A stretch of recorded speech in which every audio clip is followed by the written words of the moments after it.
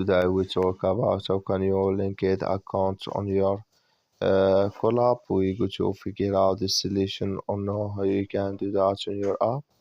So you just follow this ways, then it's going to work with you. So all you have to do, you just go here, you go above photo profile, click on it here. So when you just click on it, it's going to show for you a list like this here. Then you go above this sign, click on it. So when you click on it, it's going to show for you a list like this here. Then you click here on general, just click on it here. And you just click on general, you come to next step here. Then all you have to do, you just click here on linked account, just click on it.